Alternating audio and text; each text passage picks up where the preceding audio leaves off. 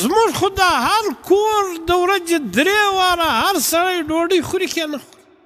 که 2 واره نه وخوري، یو وار نو خامخا خوري په ورځ کې. او نبي علیه الصلاة وسلام فرمایي و فاطمې رضی الله تعالی عنها ته چې ما نن 3مه ده، 3 ورځې کېږي زما تر حلق شی نه دی تېر سوی، چې هغه خلک چې په دنیا کې پر دوی باندې تکلیف راغلی او د ده سترګې لندې شوې په اوښکو ځه د دې غم او له دې پریشانۍ څخه او صبر یې وکړي، دا خلق پر الله تعالی باندې حق لري. حضرت ابوبکر صدیق رضی الله تعالی عنه فرمایي چې د 7 شیانو زینت دا په 7 شیانو کې، د نعمت زینت دا په شکر کې دی. که پر موږ توی باندې ښه حالت راشي، د خوشحالۍ حالت راشي، د راحت حالت راشي، ښه زندگی الله پاک راکړي، په دا وخت کې موږ د دغه خپل رب شکر ادا کوو. او که چیرې پریشانیانې راشي، مصیبت او تکلیف راشي، لوږې و نیستۍ راشي، په دا وخت کې موږ صبر کوو او دغه رب ته متوجه سو. مشکل او د مصیبت زینت دا په صبر کې دی. غم به هم راځي، خوشحالۍ به هم راځي، ښه حالت به هم راځي پر انسان، او سخت حالات به هم راځي. او په دا وخت کې الله پاک ته متوجه کېدل او صبر کول.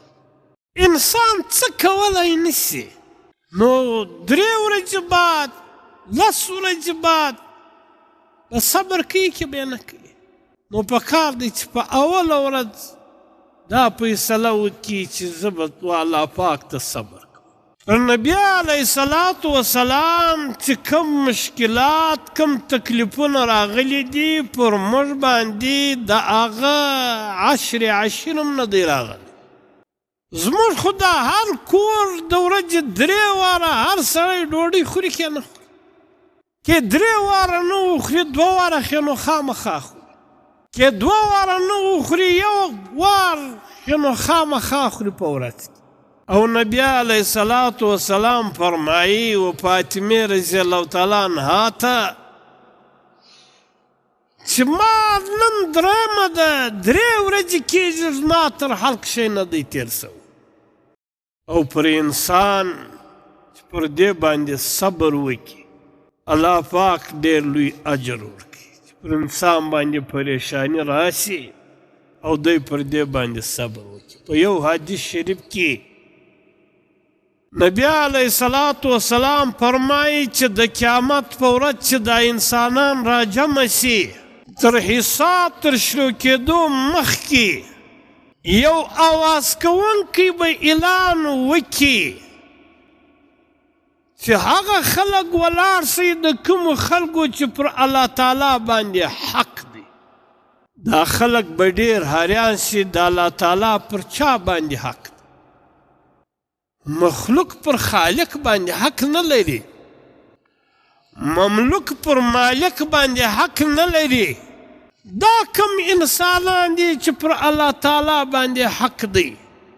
دا آواز کوونکي به آواز وکړي چې هغه خلک چې په دنیا کې پر دوی باندې تکلیف راغلی، غم راغلی، پریشانی راغله، مصیبت او تکلیف راغلی، او د ده سترګې لندې شوې په اوښکو ځه د دې غم او له دې پریشانۍ څخه او صبر یې وکړي. دا خلق پر الله تعالی باندې حق لري. هغه خلق ولاړ سي چې په دنیا کې پر دوی باندې غم راغلی و، پریشانی راغلی وه، تکلیف او مصیبت راغلی و، او د ده سترګې له اوښکو لندې سوي وې او صبر یې کړی و. هغه خلق ولاړ سي، الله پاک د خپل شان مطابق و دوی ته اجر ورکوي. د الله پاک څو شان دی؟ د الله پاک د خپل شان مطابق و دته اجر ورکوي. او په حدیث شریف کې راځي چې د الله پاک چې و کم چاته د خپل شان مطابق اجر ورکي دا د نجات دپاره د ګناوې د مټاوېدو دپاره کافي ګرځي. الله پاک د انسان د امتحان او د ازمایش دپاره پیدا کړي په دې دنیا کې.